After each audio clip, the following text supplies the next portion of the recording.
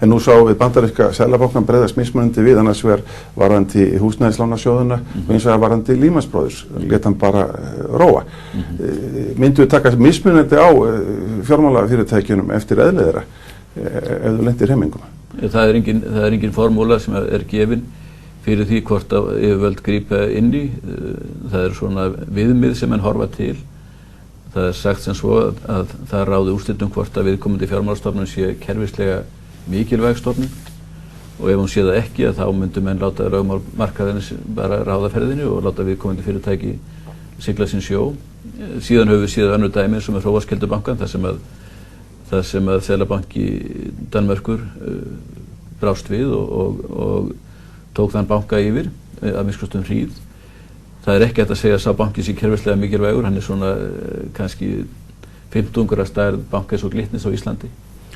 En það sem að Seðlabanki þar gaf upp var það að bankin væri allskuldugur erlendis frá og það geti haft mjög vond áhrif, keðjuverkandi áhrif á þjónustu við aðra banka í Danmörku við þessar aðstæður láta banka rúlla og þess vegna ákvað Seðlabankin að líta svo á að í því samhengi væri hann kerfislega mikilvægur og bjargaði bankanum. Þannig þetta er svona það er ekki til ein regla og Lehman Brothers bankin var auðvitað mjög stór banki á alþjóðlega vísu en enga síður þá létu bandarísk yfirvöld að hann sigla sinn sjó. Það hefur auðvitað gríðarleg áhrif á marga meðan hans hafa sumir aðlega tapa fjármunum hér heima eins og komið hefur fram í dag en enga síður þá mat Seðlabankinn og væntanlega ríkisstjórnin bandaríska það svo að það væri líka óholl leiðbeining fyrir markaðinn að menn sæti ekki uppi með sínar slæmu ákvarðanir sjálfur og í meginatriðum er það svo að menn vilja að þeir sem hafa tekið áhættu og borga sér jafnvel mikla peninga fyrir það þegar áhættan gekk vel að þeir beri líka skaðan en ekki bara ávinningin ef áhættan sem menn taka hafi verið mjög slæm. En þá sé ekki skattborgarinn í viðkomandi landi sem að þurfa að fara og hlaupum tilbaka. Já, erlendis hafa fjármálastofnanir brugðist við með sameiningum á síðustu sólarhringum og þar hafa gerst tiltölulega hratt. Í Bandaríkjunum eru menn að sameina 2 stóra banka bara á einni helgi og í Bretlandi nánast bara á einum degi og þá horfa menn fram hjá samkeppnisreglum. Hér heima virðist að taka marga mánuði meðan fjármálaeftirlitið og samkeppnisstofnun er að skoða að fá sameiningu banka í gegn. Þarf hugsanlega að liðka til fyrir svona reglum svo mann geti hraðað sameiningu fjármálafyrirtækja hér heima? Ef að erum að ræða sameiningar sem að skipta mjög miklu máli, að gangi hratt fram og að þær megi ekki hafa skaðleg áhrif á fjármálakerfum því að það drægist, þá tel ég að við slíkar aðstæður sé hægt að beita ríkisvaldinu og löggjafarvaldinu í þágu slíkra aðgerða eða atburða. En það er ekki fyrir mig lengur eða Seðlabankann að segja til það. En það er svona almennt sjónarmið í mínum huga að ef það er mikilvæg ákvörðun í vandasömu efnahagslegu tíðarfari að þá myndu menn eiga að grípa til afgerandi ákvarðan og gera það hratt því það er afskaplega vont að dragast lengi með mikilvægar ákvarðan því tagi. En ég er ekki að segja að neitt slíkt liggi í loftinu, ég veit ekkert það og þetta er svona viðhorf sem svar við þinni spurningu. Já, við höfum séð gengi íslensku krónunar falla býsna hratt að undanförnu og hún er nú komin í þá dýpstu lægð sem nokkuð tíma séðana. Hvað er að gerast með krónunar?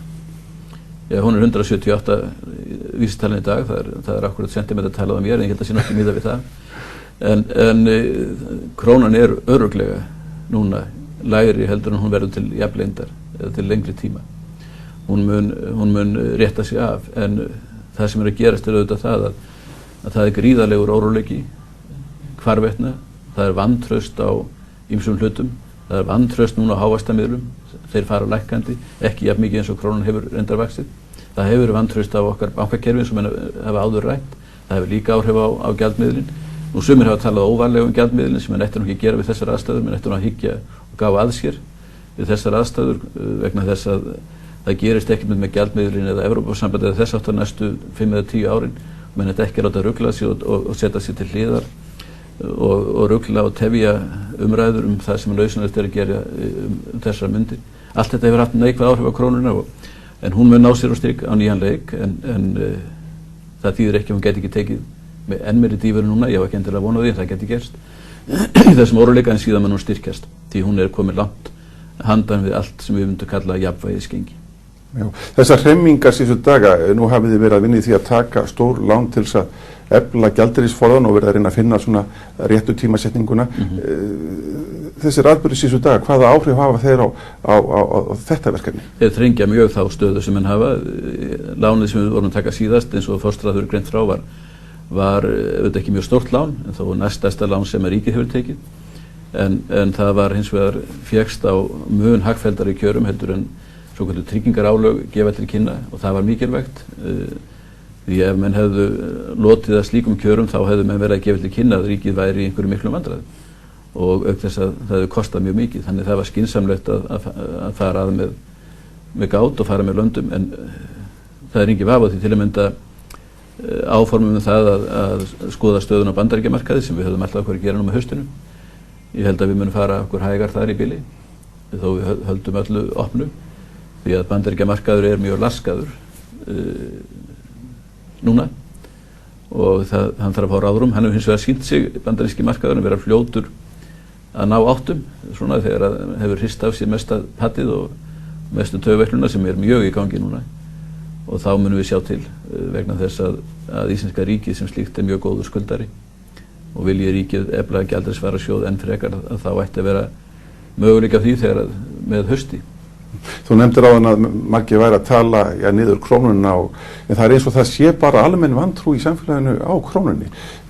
Áhrifamenn í forystu atvinnurekenda, í viðskiptalífi, þeir segjast bara hafa gefist upp á hana, það verður að leita annarra leiða. Er það ekki orðið mjög erfitt fyrir ykkur að efla tiltrú og vinna aftur traust almennings og landsmanna á krónunni? Það mikill áróður í gangi, mjög undarlegur áróður í gangi og ég held að hluta til þess þá sé menn að draga athyglinna frá allt öðrum vanda. Sá vandi sem við erum að glíma við núna hefur ekkert með krónuna að gera. Það er ekki nokkuð skapaðan hlut með krónuna að gera.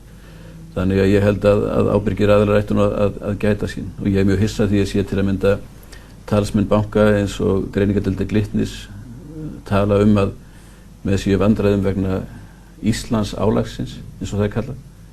Þetta afskaplega ég vil segja ósvífin yfirlýsing vegna þess að Ísland skuldlaust land en Ísland ekki að fá þau lána þeim kjörum sem það vill vegna bankaálagsins. Þannig að menn verða að hafa hlutina í réttu samhengi. Ísland ekki vondur stimpil fyrir bankana. En í augnablikinu þá á Ísland með að taka lán vegna þess að menn óttast að Ísland kunni kannski að þurfa að bera ábyrgð á skuldum bankakerfisins. Þannig það til ákveðið bankaálag, það ekkert Íslands álag til. Þannig þetta menn verða að gæta sín og tala hlutina með réttum hætti og atlagan af krónunni sem verið hefur afskaplega ógæfuleg og óskiljanleg í rauninni og menn ekki að leyfa sér hana þessar myndir, sjálfsagt að ræða öll mál, gjaldmiðlamál, Evrópumál og þess áttar mál en menn ekki að láta það trufla sig og gefa í skyn og gefa fólki til kynna að menn geti leyst úr einhverjum vandamálum sem við erum með núna með einhverjum töfraráðum að því bragði. Það eru lýðskrumarar af versta tagi sem þannig haga sér og maður hlýtur að hafa á þeim mikla skömm og mikla fyrirlitningu.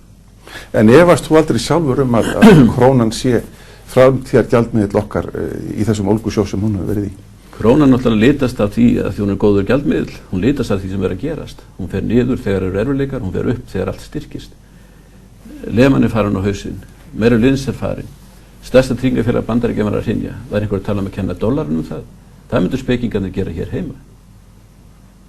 En það gerir enginn þar. Northern Rock fór á hausinn, það mikil vandræði þar. Kennir einhverju pundin það? Það myndu spekingarnir gera hér heima. Það enginn sem tala málin af slíkri vankunnótt eins og hér gert. Og því miður hjálpar ekki neitt. Eingöngu til að rugla umræðuna. Og það hafa furðulegustu menn hoppað borð í þann vagnin. Engum til gags, öllum til ógags. Hinn umræðan getur átt sér stað og á að eiga sér stað á pólitísku plani einhvern tímann í framtíðinni. Hefur ekkert með það að gera sem nú að gerast. Það vita menn. Ef þið vitað ekki, þá vitað þeir ekkert hvað þeir að tala.